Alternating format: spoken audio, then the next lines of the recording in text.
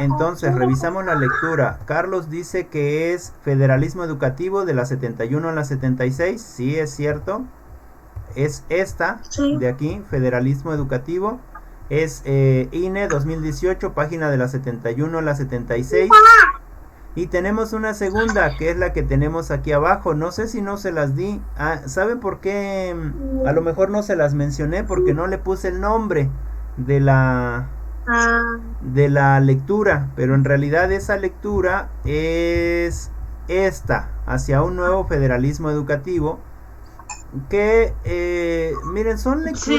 son lecturas un poquito viejas, que las vamos a ver solamente para reflexionar. En realidad ya no son tan funcionales debido a que tenemos otras lecturas. Por ejemplo, yo no les he subido las lecturas, pero tenemos estas lecturas que tengo acá con respecto a a lo nuevo que estamos trabajando.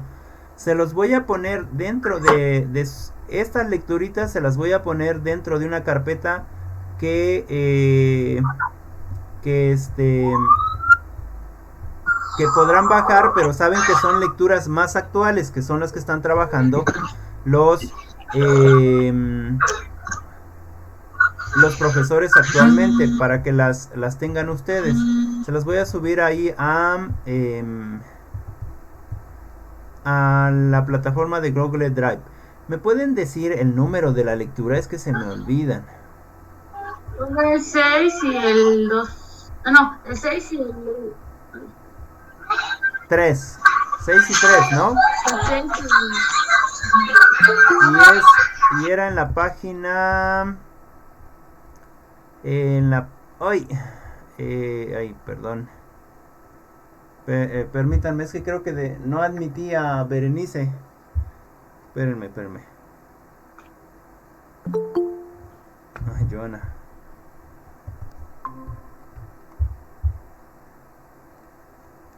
Hola, Bere, una disculpa, es que le aplasté ahí en no admitirte, pero ya te voy a admitir. Ahí ya está. Ahí está. Hola, señoritas, buenos días. Bere y Joana. Ok, entonces, hola, buenos días. Déjenme descompartir para que tengamos aquí todos. Bueno, entonces era de la 71, decía Carlos, de la 71 a la 76, me parece, ¿verdad? Yo Déjenme. tengo lo mismo, la misma. ¿Tienes la misma? Ajá, a ver. Sí, o sea, en la lectura 6 que es un federalismo, no sé qué, es un nuevo federalismo, Ajá. y la 2 es un nuevo federalismo otra vez. Oh, a ver, ¿No es el déjame mismo? checar.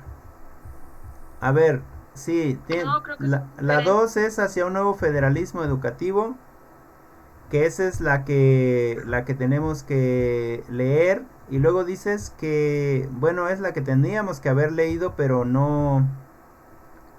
Ah, déjame ver. Ah, sí, es la misma. Tienen razón, es la misma. Hacia O un sea, nuevo federalismo educativo es la misma. Entonces esa la obviamos.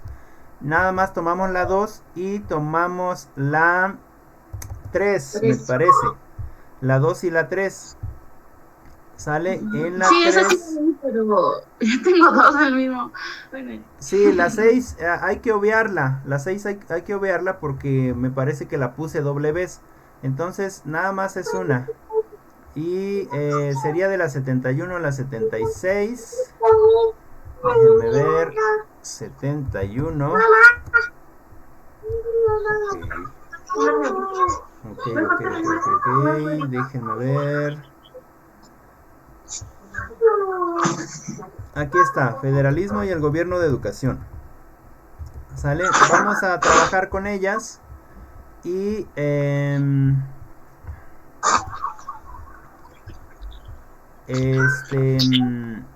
Ok, entonces se nos va mucho, señorita Gise.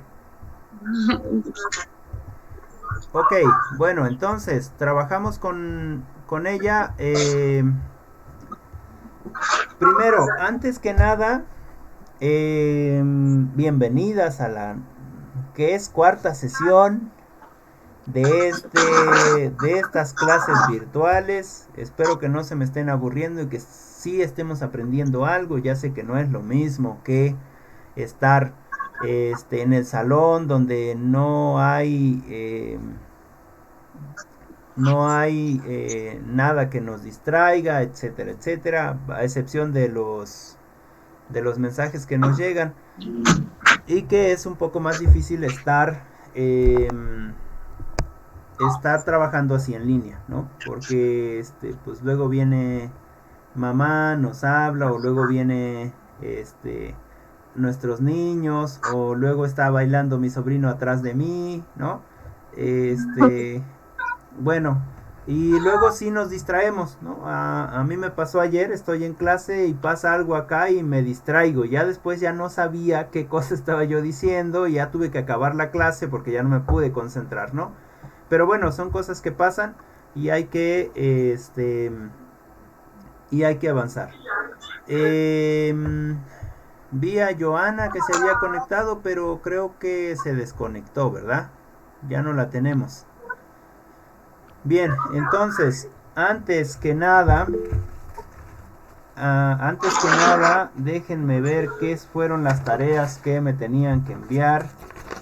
Las tareas que me tenían que enviar era de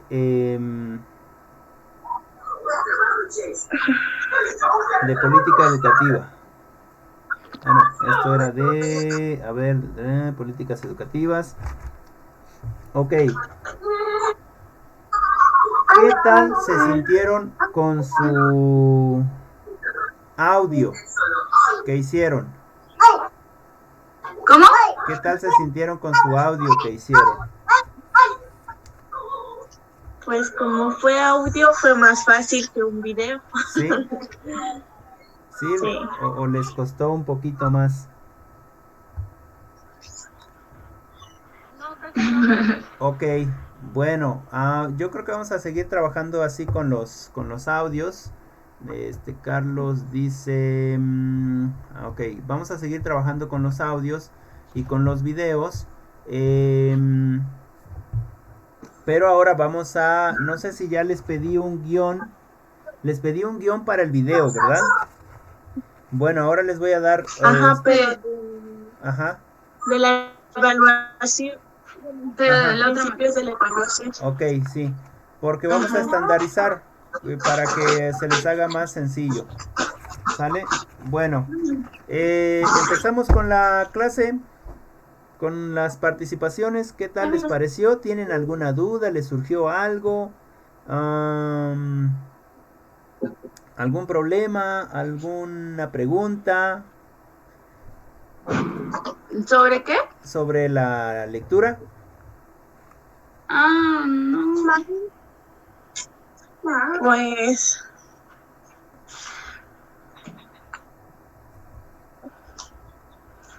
No, bueno, yo le preguntaba, ¿no? De lo que era, pues sí, ¿no? Que era mejor, pero, o sea, si un gobierno centralizado, descentralizado, bueno, Ajá. pero, ajá, como me dijo, ¿no? Que pues dependiendo las características o en cómo se va a basar o así, ¿no? Entonces, y ahorita con lo que vamos a ver más adelante, pues ya va a entenderse un poquito más lo que sería. Ok.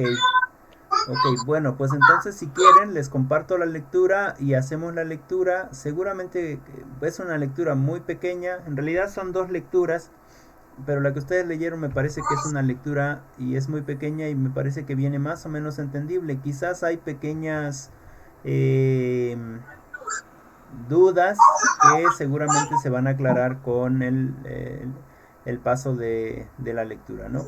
Con esta retroalimentación con respecto a la lectura. Si tienen alguna duda o si tienen algún comentario, no duden en parar la charla porque yo no les veo. Cuando le comparto la pantalla yo no les veo, ¿no? Entonces sí es importante que ustedes me, me hablen, ¿no? Para que yo pueda darles la palabra. Les comparto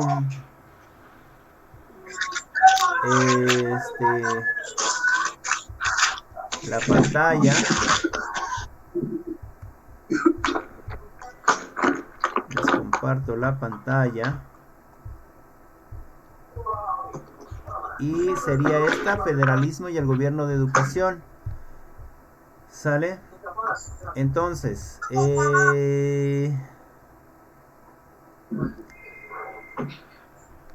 bueno, empieza con una pequeña introducción que dice: los sistemas educativos de América Latina fueron desde su origen altamente centralizados. ¿Qué significa centralizados? Pues centralizados significa que están gobernados, por decirlo así, o llevados a cabo, por decirlo de esa manera, desde el centro. Hay una sola persona que gobierna, que ordena, que distribuye, que dice, o todo lo que se tiene que hacer debe de pasar por ese gobierno. Es decir, los sistemas educativos siempre han dependido directamente de un gobierno central. ¿Sale? De un gobierno central, de una sola persona o de un solo gobierno que tiene las riendas de la educación, por decirlo de alguna manera. En ese sentido, por desgracia, desde hace algunos años, déjenme ver por aquí si veo la fecha. Ajá, miren, por desgracia, desde fines de los años 80, se empiezan a hacer reformas estructurales. ¿Qué cosas son esas reformas estructurales? A lo mejor ustedes lo han escuchado, en nuestro país. ¿Qué son las reformas estructurales? Quizás con Peña Nieto, desde Carlos Salinas, etcétera. Desde antes, un poquito más, se empezaron a hacer las reformas estructurales. ¿Qué significa? Que se empieza a organizar todo el poder en tres grandes dimensiones. Uno, que se focaliza como alternativa a las políticas universales vigentes en la región. ¿Qué significa? Que si tenía yo en mi región una forma de elegir autoridad por usos y costumbres, ahora no. Ahora una reforma estructural es que forzosamente debe de haber papeletas, forzosamente debe de haber otros espacios y debe de haber gente que tenga una carrera política, aunque no tenga un conocimiento político, pero que siempre haya andado en la política. Y entonces lo que se trata de hacer con eso es privatizar el sufragio efectivo de elección, ¿no? Y en ese sentido es una reforma estructural. ¿Cuál es otra de las reformas estructurales? Por ejemplo, la privatización. Es decir, se privatizan la oferta pública, los servicios. Es decir, si tenemos un banco, por ejemplo, bancos que teníamos en México que eran de México, se dan a extranjeros para que sean de ellos. Es decir, que se piensa que si se les da esas empresas, esos bancos, etcétera, a la gente rica, eventualmente va a permear a la gente pobre, ¿no? La idea, eso empieza o lo retoma muy fuertemente Carlos Salinas de Gortari. Él dice que la idea es que si la gente pobre tiene las tierras, por ejemplo, si tiene muchas tierras, el país no va a ser productivo porque tiene las tierras, pero no tiene el dinero para ser productivo el campo. ¿Qué es lo que quiere hacer? Bueno, pues modifica el artículo 27 constitucional que tiene que ver con parcelas y tierras para que las personas indígenas o las personas que tenían esas tierras las puedan vender, ¿no? A un precio barato, y además se modifica, actualmente se había modificado para que esos que tenían títulos de propiedad no pudieran vender de ninguna manera. Pero ahora, si tú vas y le compras a una persona que tiene título de propiedad, el Estado sí te puede volver ese título de propiedad a una... ¿cómo se llama? ¿Alguien me puede decir cómo se llama el documento que te dan cuando compras un terreno? Se me fue. ¿Escrituras? Exactamente, gracias, una escritura. Entonces, ese título de propiedad ahora sí puedes hacer un trámite que antes constitucionalmente no se podía hacer. Lo único que se podía hacer con ese título de propiedad es heredarlo a los hijos, pero no se podía ni siquiera despedazar, ¿no? Porque no era un terreno escriturado. Ahora, con esas modificaciones a las leyes, tú vas y compras a una persona, o por ejemplo un rico viene y compra las hectáreas, 5 hectáreas, 6 hectáreas que tiene un título de propiedad, y una vez que tiene el título de propiedad, entonces hace el cambio a una escritura, ¿sí? Y entonces, en ese sentido, lo que pasa es que algo que no se podía hacer antes, ahora sí se puede hacer. Y entonces, eso es una desventaja política con respecto a estas reformas estructurales.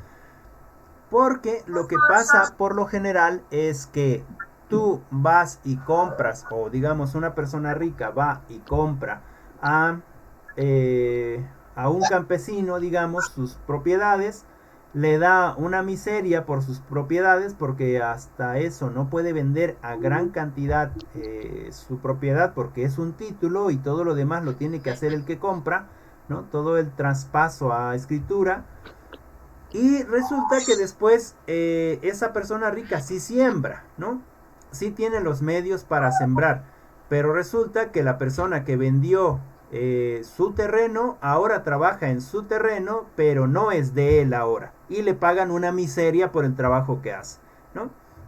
Eso es parte de estas reformas estructurales que se estaban llevando en todo el mundo y que México adopta, pues en cierto sentido para beneficiar a las clases más poderosas, ¿no? Se privatizan cosas también. Por ejemplo,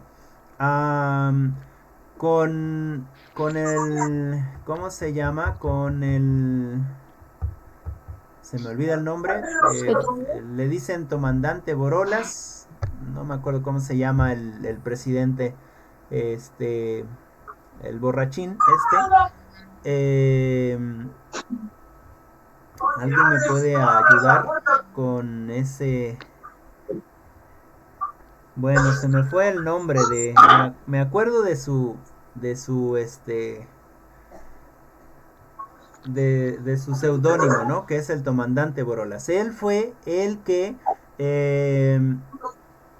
privatizó las vías férreas. Las vías férreas eran de México totalmente y le daban a nuestro país un ingreso extra. ¿Por qué? Porque podía manejar muchos kilómetros, llevar un montón de carga y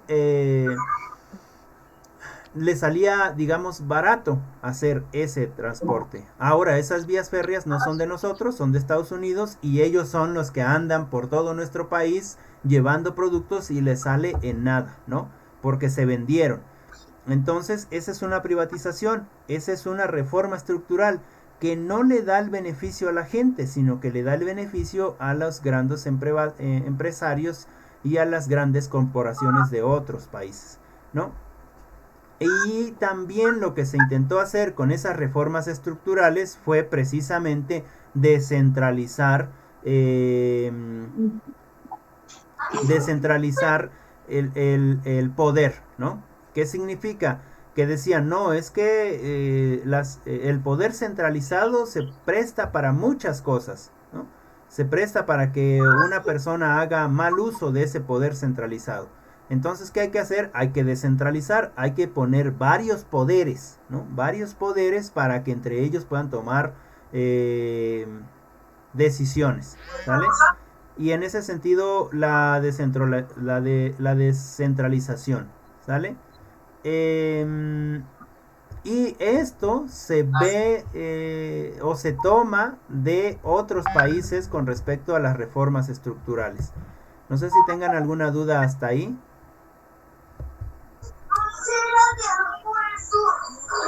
¿Tienen alguna duda? ¿Alguna preguntita? ¿No? ¿Todo bien claro? Entonces, bueno, en conclusión es como una forma de privatizar algo, ¿no? Claro, claro, no es tan malo Ok. miren, hay que ser más críticos, no es tan malo lo descentralizado, ni tampoco es tan malo lo centralizado, dependiendo de la persona que esté en esos poderes, ¿no? Es posible que es una persona como Salinas de Gortari y que empieza con él más fuerte a descentralizar todo y entonces empieza a privatizar bancos, empieza a privatizar algunas instituciones que son importantes para nuestro país, etcétera. Del 88 al 90 había privatizado casi el 40% de las industrias de nuestro país, ¿no? Dio, por ejemplo, Carlos Slim fue cuando se hizo más rico en ese momento, ¿no? ¿Por qué? Pues porque privatizó las líneas telefónicas, ¿no? Se llamaba Telmex porque era Teléfonos de México y ahora se llama Telmex pero no es de México. Entonces, cuando se privatiza algo, es posible que se haga monopólico, que significa que sea una sola empresa que está dominando ese mercado. Cuando es una empresa nacional, no hay problema constitucionalmente. Sí se puede tener, o hasta donde yo me había quedado, sí se podía tener una empresa nacional. No era monopólica, era nacional. Era una sola empresa que te daba por ejemplo, el servicio de telefonía, pero te daba precios acordes a la nación, porque era una empresa nacional, ¿no? O, por ejemplo, la empresa de luz y fuerza del centro, o la Comisión Federal de Electricidad, ¿no? Esa era una empresa mexicana, era solamente una empresa la que generaba luz para para todo el país, y sus precios no eran tan elevados. ¿Qué pasa con esta descentralización y con estas reformas estructurales? Pues que se les da apertura a otros espacios y entonces las empresas mexicanas, es decir, las empresas nacionales, se vuelven empresas privadas porque ahora ya se le da esa empresa a un particular. Es decir, ya no va a estar centralizada esa empresa en el estado, sino que ahora va a ser descentralizada y a esa empresa se le da una persona que tiene el dinero y que puede seguir haciendo producirla y que va a ganar mucho con esa empresa y entonces puede subir o bajar el precio a su antojo de la luz. Otro ejemplo, ¿no? Ya les puse el ejemplo de la luz, el ejemplo del teléfono. Un tercer ejemplo. Como en el ámbito educativo. Como en el ámbito que, perdón.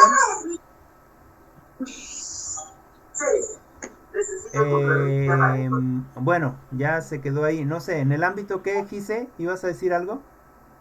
Ámbito pues, educativo, ¿no? Donde Ah, claro, también como en el ámbito educativo, que ya llegaremos ahí a ese educativo. a ese tema. Otro ejemplo podría ser en el caso del país Pemex, por ejemplo, ¿no? Fíjense ahora cómo ya se aperturó y ya no solamente existe Pemex en nuestro país. Ustedes, si han salido ahora existe también otros tipos de gasolinerías, como creo que Hidrocina y no sé qué otro, que se supone que para que no haya un monopolio de la gasolina. Pero no puede haber monopolio si la gasolina o la marca de la gasolina es Pemex un eh, y es una empresa nacional. Eso significa que como empresa nacional va a intentar siempre bajar los precios.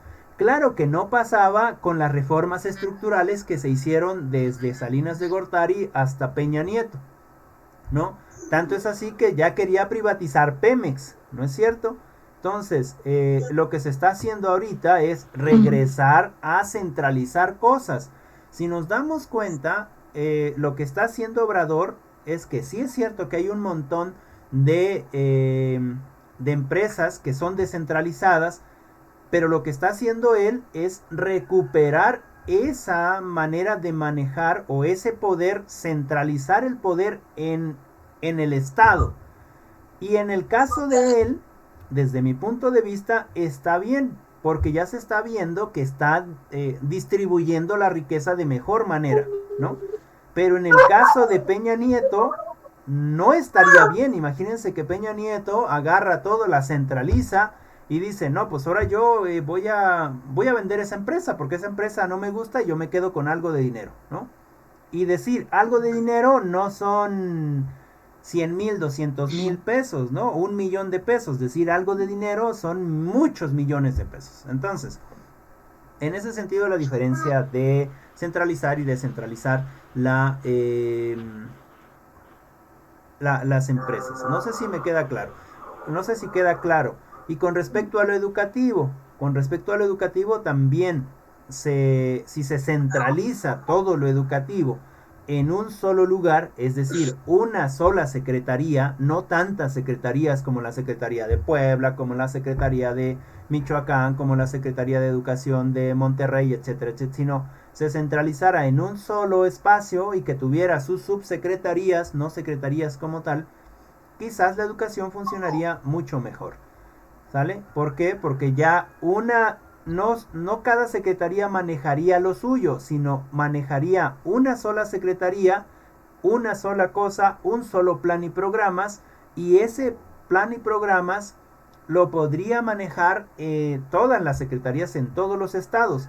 Claro, lo que sí tendrían o lo que sí deberían tener es esa posibilidad de adecuar sus planes y programas a los contextos en los que están, ¿no? Los contextos en los que están. Entonces, no sé si queda claro ahí, si me he explicado, si tienen alguna duda. Y si es así, pues seguiremos. Dentro de nuestro país existen dos sistemas o dos esquemas, el centralizado y el descentralizado. ¿Cuál es mejor o cuál es peor? Pues en realidad ninguno ni otro es mejor ni es peor. Ninguno de los dos es mejor que el otro ni es peor que el otro, ¿no? Los dos tienen sus debilidades y tienen sus puntos fuertes. Entonces, en ese sentido, no necesitamos buscar ahora, en este momento de la nación, cuál de los dos sistemas es mejor, sino lo que tendríamos que buscar es cómo poder hacer un sistema que contenga quizás los dos sistemas o un sistema diferente, ¿no? Que de verdad mejore o que de verdad garantice la oferta de servicios universales, es decir, en el sentido universal, cuando la presidencia, cuando la federación dice es que las pensiones a los adultos mayores ya es un derecho universal, no se refiere a que es de todo el mundo, sino que es un derecho que por decreto les toca, que ya no se puede quitar. En ese sentido, un derecho universal, ¿no? Y cuando se habla de buscar un modelo o una estrategia para que tengamos derechos universales, y de calidad significa que todos tengamos por decreto o por derecho eso. Es decir, cuando se dice cuando se dice en la presidencia que el derecho a la salud es universal, significa que cualquier persona, aunque no tenga dinero, puede acceder a ese derecho de la salud. Cuando se dice que la educación tiene que ser universal, significa que todos y todas, no importando qué género seas, ¿no? No importando si eres masculino, si eres femenino, o si de repente te vuelves masculino y de repente femenino, o de repente eres otro tipo de género, la educación debe de estar este, dada para todo mundo. No importa si no hablas la lengua castellana. ¿Qué significa? No tienes tú que adecuarte a la lengua en la que te van a dar clases, sino el profesor que va a dar clases se tiene que adecuar a la lengua en la que tú estás, en la que tú naciste, ¿no? Para la protección de las mismas lenguas. Entonces, en ese sentido se llama derecho universal. ¿Sale? Y entonces, garantizar ofertas de servicios universales, la calidad, y que nuestros derechos sean garantes, es decir, que garanticen nuestros derechos, tanto a nivel federal como a nivel estatal. En ese sentido, no deberíamos estar buscando un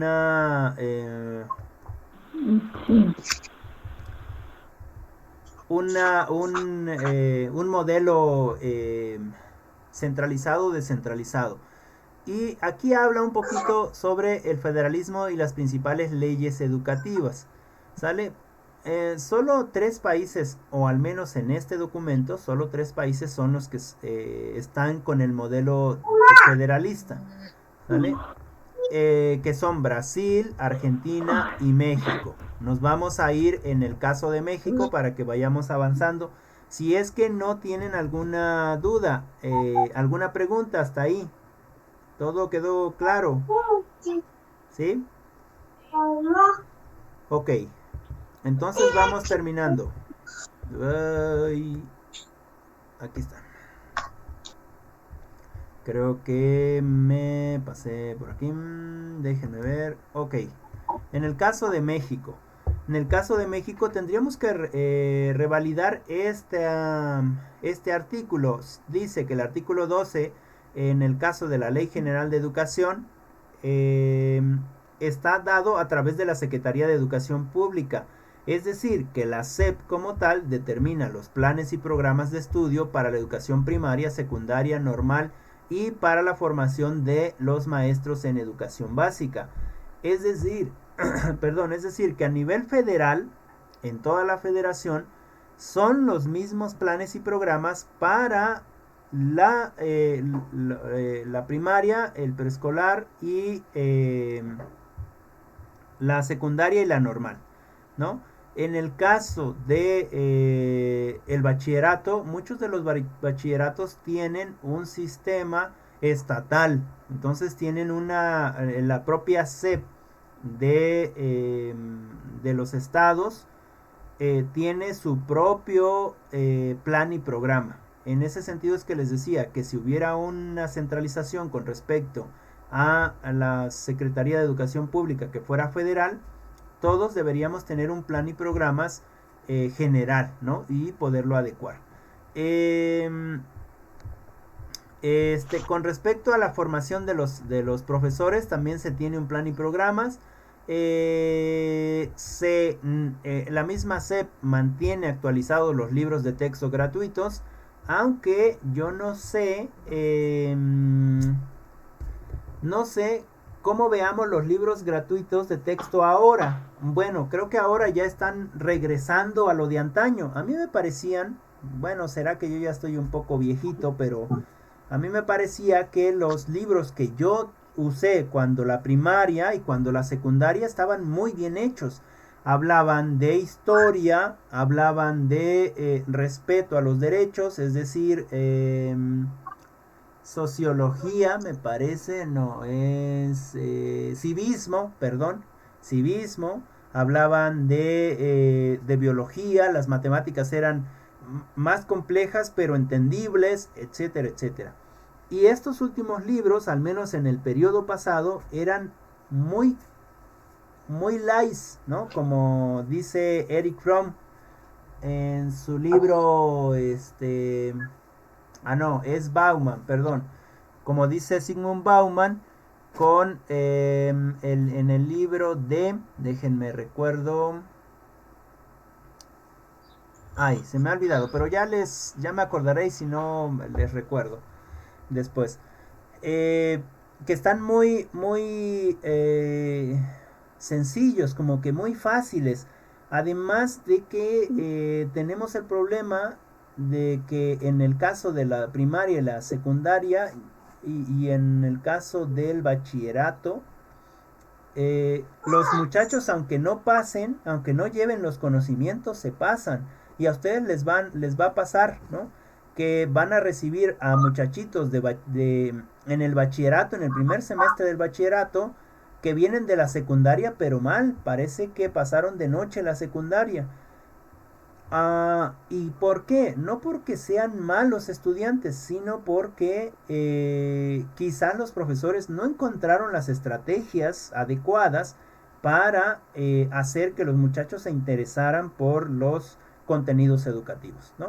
Entonces, en ese sentido, para cerrar, con respecto a la actualización de los textos de los libros de texto gratuitos, no he revisado bien los nuevos textos los nuevos libros de texto gratuito, pero me parece que vienen con un enfoque más humanista, ¿sale? ¿De qué también se encarga la SEP? Pues de la capacitación y superación, actualización de los profesores, ¿sale? Tanto de educación básica como de los demás.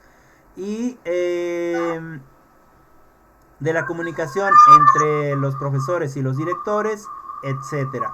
Y aquí dice también de las directrices establecidas por el Instituto Nacional para la Evaluación de la Educación, INE.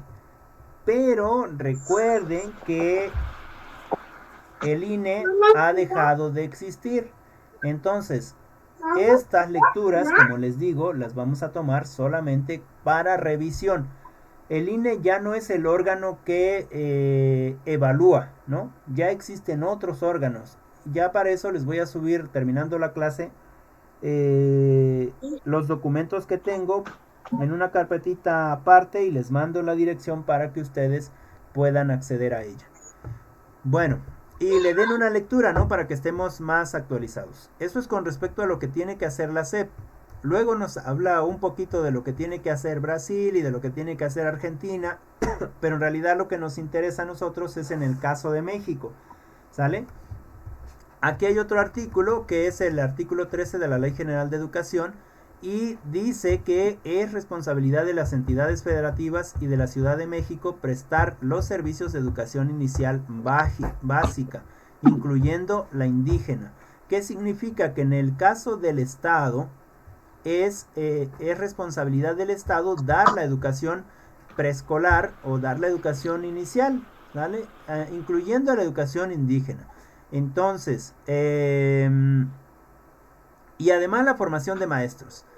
Y a la SEP le va a corresponder proponer los contenidos regionales que se deban de incluir dentro de los planes y programas de estudio en la educación preescolar. ¿Qué significa? Que el Estado es el que paga la educación preescolar, pero la SEP es la que pone los planes y programas, qué es lo que se va a dar. Eso a nivel federal, ¿sale? Con respecto a la primaria, la secundaria, la normal y a la formación de los maestros. Entonces, en ese sentido, necesitaríamos revisar ahora el artículo 12 y el artículo 13 de la Ley Federal de Educación para ver qué cosa es lo que nos dice actualmente. En el caso de las instituciones de gestión del federalismo, ¿qué es lo que hace el federalismo? Pues que va a enfrentar los límites establecidos por la Constitución. ¿Para qué? Pues para generar diversas arenas para la organización y movilización política. Es decir, que pueda distribuir entre las regiones y entre los actores regionales el poder de recursos fiscales y económicos entre la población. ¿Sale? En ese sentido, ¿qué es lo que hace el Estado? Espérate. ¿Qué es lo que hace el Estado? Pues repartir esos recursos para que se puedan utilizar en los espacios donde sean necesarios. ¿Sale? No sé si tengan alguna duda hasta por ahí. ¿Alguna preguntita? ¿Algo? Bueno, le dejamos por ahí. Si no tienen alguna duda, denme alguna conclusión con respecto a esto del federalismo. Empecemos por, a ver, le vamos a preguntar, déjenme ver quién está conectado. Está conectado, pues Gise. ¿Alguna conclusión?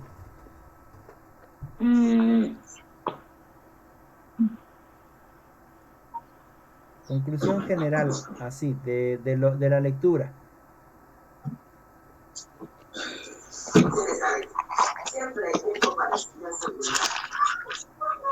¿No?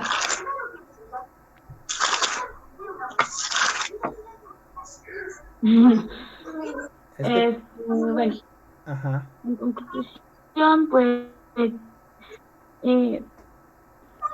nuestro sistema de educación está... de la lectura, pues, que en el audio que le mandé, se requiere un sistema centralizado y descentralizado, bueno, como no enfocarnos en uno solo, porque pues hay muchas cosas que se pueden beneficiar al sistema dependiendo de las decisiones que se quieran tomar o de lo que se quiera lograr. Ajá. Entonces, si queremos una oferta de calidad, pues tendríamos que trabajar más en eso, ¿no? Enfocarnos igual en que no todos los lugares van a ser iguales, y que se tienen que adecuar varias normas, se tiene que adecuar a conforme se trabaje en cada lugar, pero que también el Estado pues se encargue de proveer todo lo necesario para que sea así, bueno, para que tengan una educación de calidad. Ok, ¿y algo más?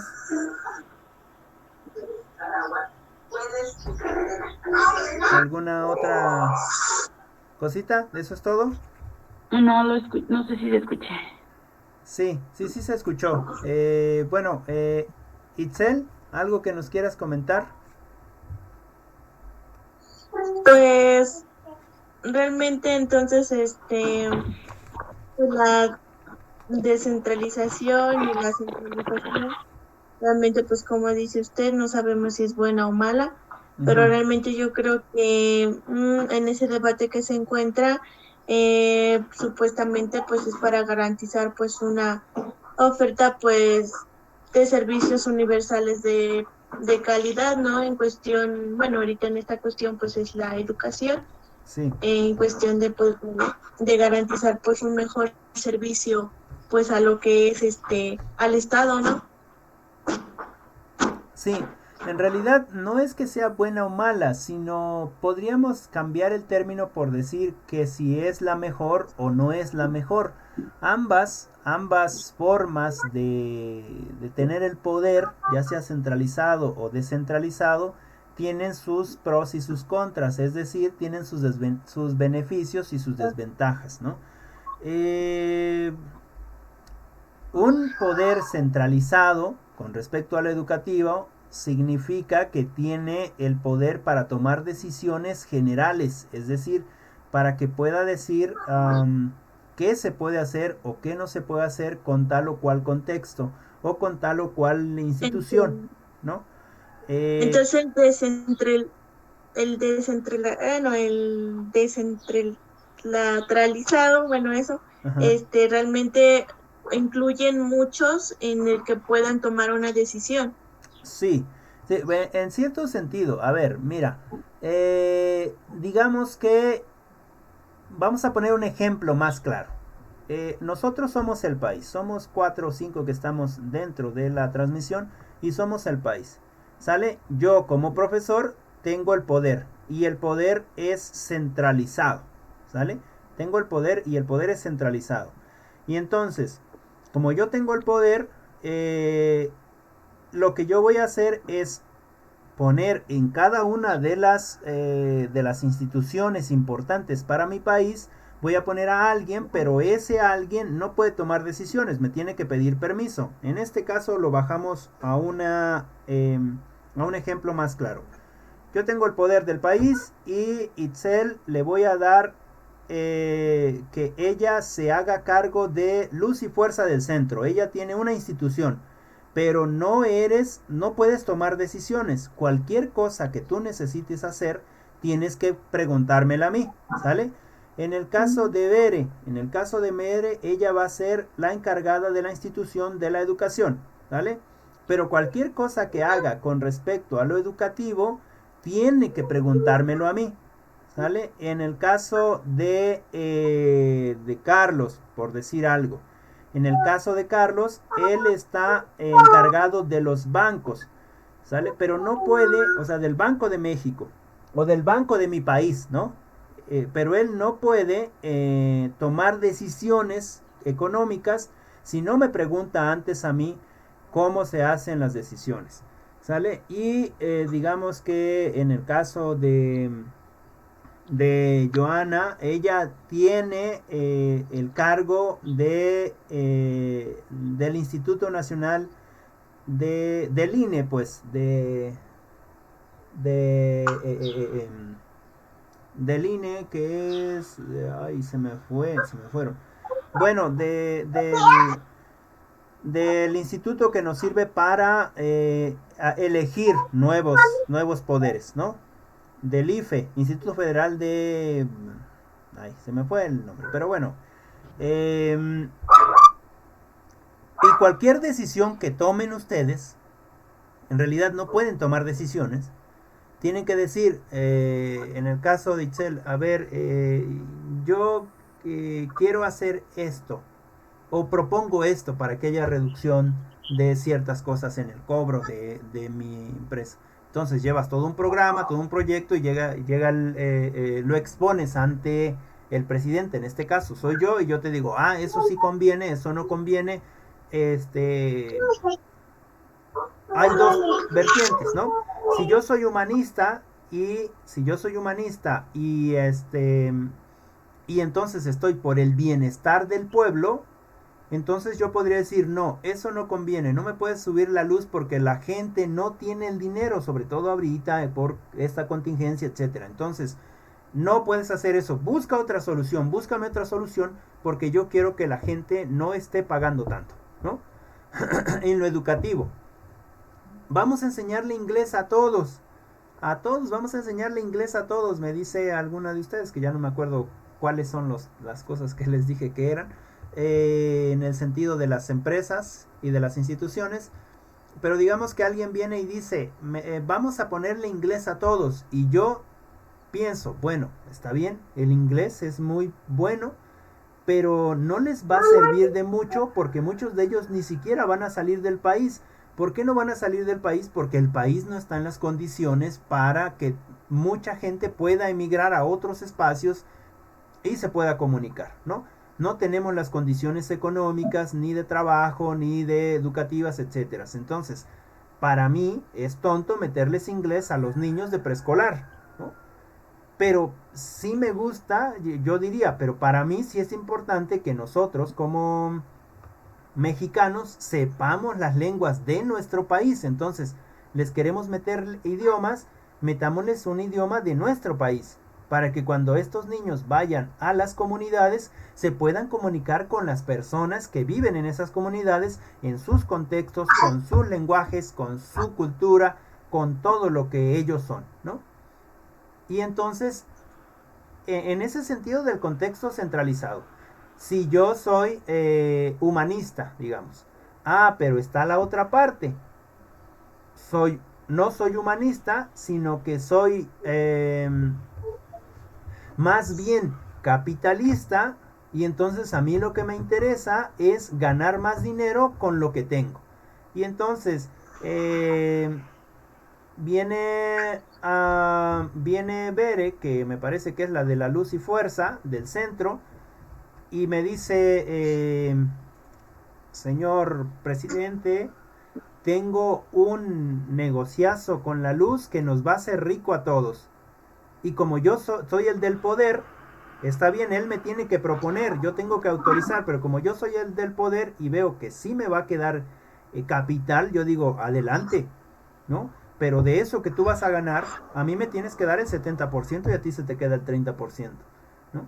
Entonces, también está esa parte mala de lo central, ¿no? Porque el central puede tomar las decisiones como él quiera, ¿no? O decir sí o decir no.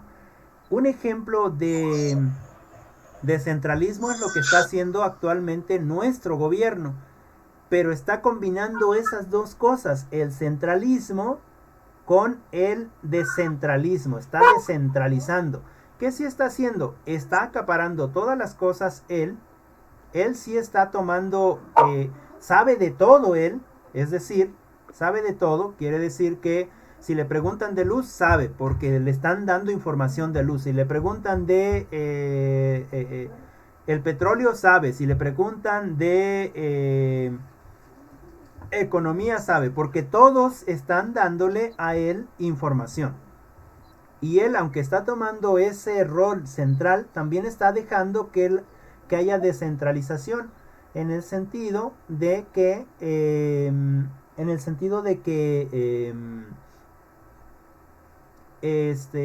por ejemplo, en la epidemia él dijo, yo no sé de epidemiología, el que se va a hacer cargo de esta enfermedad va a ser tal doctor, ¿no? En este caso López Gatell, ¿no? Va a ser él. Y él tiene que llevar el problema epidemiológico. Y entonces, como él no sabe tanto de epidemiología, le pregunta a los que sí saben, ¿no? Como él no sabe tanto de relaciones exteriores, le pregunta a quien sí sabe. Es decir, está dejando también ese poder a los demás. Es decir, está combinando lo centralizado con lo descentralizado. Y en ese sentido, lo que decía la lectura, está buscando la mejor manera de que realmente a nosotros nos lleguen los beneficios que nos deberían de llegar, ¿no? Por derecho, ¿no? En ese sentido, lo central. Y bueno, ya para cerrar, ¿qué pasa con lo descentralizado? Pues que solamente solamente una persona, digamos, es el presidente, digamos, yo mismo soy el presidente, pero descentralizo y entonces alguien puede tomar decisiones con respecto a la luz, alguien puede tomar decisiones con respecto a la educación, alguien puede tomar decisiones con respecto a petróleos mexicanos, etcétera, etcétera. Cada quien tiene su autoridad, ¿no? El poder se distribuyó entre otros. Y entonces es bueno porque si la persona que está en el poder no es humanista, más bien capitalista, y los que sí están tomando decisiones en los otros espacios son humanistas, lo que va a pasar ahí es que no van a dejar que el que es capitalista robe, ¿no? Porque ellos van a tomar sus propias decisiones. Pero el problema es cuando también los que están ahí,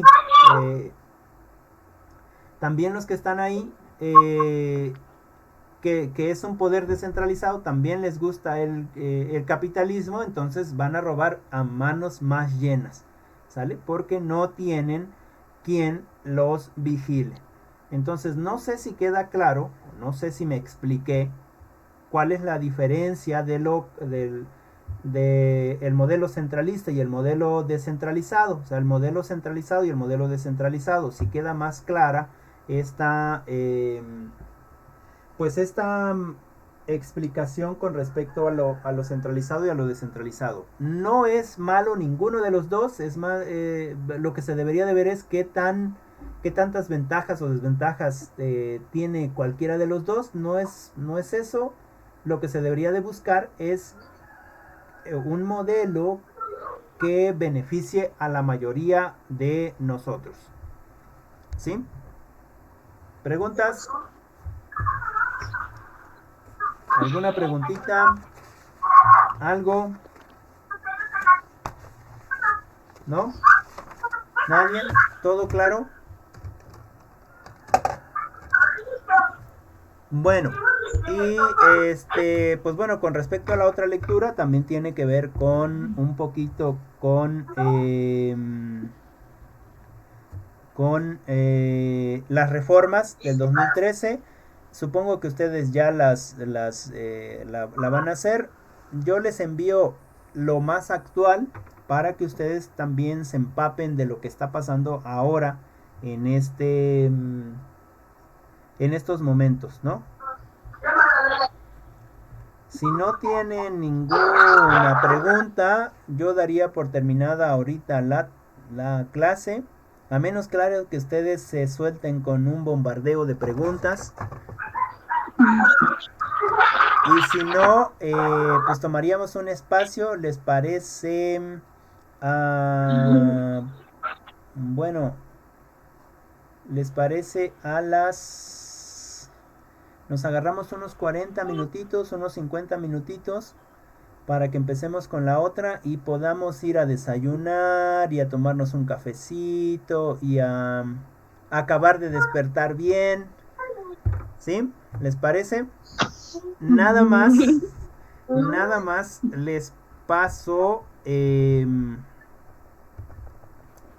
pues la tarea. Ya sé que todos están aquí y vienen a la clase por la tarea. Entonces les paso la tarea de una vez. Que ya seríamos con la sesión 5.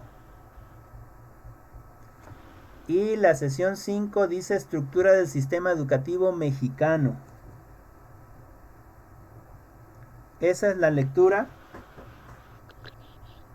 El sistema educativo mexicano. ¿Sale? Es de la página 6 a la 31. Es de la página 6 a la 31 y es de... Bueno, tiene República 2000 nada más, ¿sale? Entonces,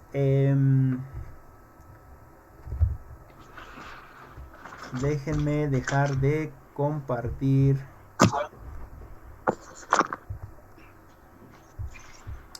Ok, bueno, entonces, ¿qué vamos a hacer ahí? De ahí sí me van a hacer un audio. Van a hacer un audio. Dicen que el audio les cuesta menos trabajo. Van a leer, van a hacer un audio. Y de ese audio, ahora lo quiero con una estructura. La estructura va a ser un guión. En el guioncito van a poner ciertas cosas. Recuerden que ese guión me lo tienen que enviar. ¿Sale? El guión me lo envían. Entonces, ese guión debe tener una pequeña introducción. La introducción debe de tener de 15 a 30 segundos. ¿Sale? De 15 a 30 segundos. ¿Qué significa? Hola, buenos días, buenas tardes, buenas noches. Mi nombre es bla bla bla bla bla. Les voy a hablar de tal. ¿Sale? Y, perdón, tiene que ser eso que les estoy diciendo se llama presentación. ¿Sale? Presentación. Me estoy equivocando. Presentación. Y la introducción es precisamente lo que vamos a hablar dentro de ese desarrollo. Entonces, la introducción debe de tener de 30 a 40 segunditos. ¿Vale? O de 20 a 40 segundos. En el caso de la introducción. Y después viene el desarrollo. El desarrollo sí ya debe de tener. Yo les pido que me hagan de 2 minutos a 2 minutos 50, 3, de 2 a 3 minutos. Ustedes saben cuánto se hace, ¿vale? Y entonces sería la conclusión. ¿Sale? La conclusión debe tener entre 30 y pues 50 segundos. De 30 y 50 segundos. ¿Sale? Nada más es una lecturita. Sí es cierto que está un poco grande, pero es una sola lectura. Y también de aquí, de esta, la otra tareita que me van a hacer es una sopa de palabras. ¿Sale? Una sopa de palabras que les va a servir muy bien para hacer su guioncito. Recuerden, el guión me lo envían con esa estructura. Presentación. La presentación debe de ir escrita en el guión. Y luego la introducción, todo lo que van a decir lo van a escribir en el guión. Después el desarrollo, todo lo que van a decir en el desarrollo lo van a escribir. Y finalmente la conclusión, todo lo que está en la conclusión lo van a escribir. Yo les comento que esos documentos los voy a subir a una plataforma que se llama Anchor y que es de audios. Se los voy a compartir para que vean la calidad de su trabajo. ¿Sale? Ya va a ser más formalito. Lo voy a hacer como un tipo spot para que ustedes también participen ahí. Yo participo, hago el spot, ustedes hacen esta exposición auditiva y ya la publico, ¿no? Para que ustedes la vean. Con respecto a sus trabajos, sí les voy a pedir, por favor, como llevo 3 materias con ustedes, les voy a pedir, por favorcito, encarecidamente, para que no ande yo buscando de dónde es cada ejercicio, que me pongan ahí política educativa. Este trabajo es de política educativa, este trabajo es de interculturalidad, este trabajo es de principios de la evaluación. ¿Sale? Los trabajos que sean, que me los enmarquen en espacios para que yo pueda irlos guardando. ¿Sale? ¿Sí me explico? Ok. Bueno, ¿preguntas? ¿No? Bueno, la otra es que sí es importante que revisen el YouTube o revisen estas clases que se están subiendo, ¿vale? ¿Por qué es importante? Porque yo puedo demostrar que ustedes están entrando a reconsultar lo que ya vimos en la clase mediante unas gráficas que trabaja YouTube. Eso es evidencia, ¿sale? Es evidencia. Ahora, ¿esa evidencia para qué me va a servir? Pues me va a servir para no aplicar un examen escrito. Es decir, todos los trabajos que ustedes me están enviando, todos los trabajos que ya voy revisando y que voy a ir subiendo a la plataforma, por ejemplo los videos, por ejemplo les pedí también en interculturalidad, me parece que un documento en PowerPoint en formato de video. Todos esos documentos los voy a juntar, esa es chamba mía, yo los junto y ya los subo a la plataforma. ¿Para qué? Para que cuando me pregunten, a ver, ¿por qué Joana tiene de calificación 20,000, ¿no? Pues por esto, ¿no? Aquí están sus evidencias. Se trabajó de tal fecha a tal fecha y aquí puedo sacar las evidencias. Tiene estas calificaciones y por eso saca una calificación exageradamente aprobatoria, ¿no? Así, y ya no hacemos una evaluación formal en papel o a lo mejor un examen, ¿cómo se dice? Oral, ¿no? Que podríamos hacer también un examen oral. Quizás lo que sí podríamos hacer como una evaluación final, sería una exposición. Ustedes me exponen lo que aprendieron. Tendríamos que planear las horas. ustedes me ponen lo que aprendieron y que sea una exposición virtual en el caso de que no podamos estar todos juntos, ¿no? Y de ahí yo les haría preguntas, etcétera, como evaluación final en las 3 materias. Entonces, sí es importante que me vayan entregando sus trabajos en tiempo y forma, porque si no me los entregan en tiempo y forma, yo ya no sé en qué lugar van, ¿no? Y entonces, por ejemplo, los trabajos, déjenme mostrarles aquí los trabajos que me entregaron. Les voy a mostrar, espero que lo puedan ver en su teléfono o en su equipo donde estén trabajando. Miren, yo aquí tengo, espero que vean, yo aquí tengo una carpeta que dice trabajos, y como tengo 4 grupos, tengo trabajos de psicología, trabajos de pedagogía, etcétera, etcétera, ¿sale? En el caso de ustedes, que es lo que nos interesa, es de pedagogía. Y tengo que me han entregado el primer trabajo, se supone que me lo entregaron el 18 de este mes. El segundo, los segundos trabajos fueron el 2. Y el tercer trabajo fueron, el segundo trabajo el 24 y el tercer trabajo fue el 31, es decir, el domingo. Vamos a revisar ese. Dentro de esa carpeta, así están todas. Dentro de esa carpeta tengo las 3 materias que me toca compartir con ustedes. En este caso el de interculturalidad, el de políticas y el de principios de la evaluación. Y dentro de esa carpetita ya tengo los que me han entregado. En este caso Abigail, en este caso Bere, en este caso Gise, Itzel y Joana. Veamos de Bere, ¿sale?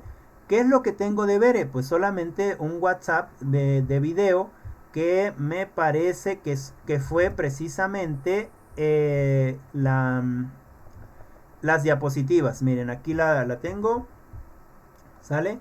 Y automáticamente, así como lo había pedido, automáticamente va avanzando, etcétera, etcétera, etcétera, ¿sale?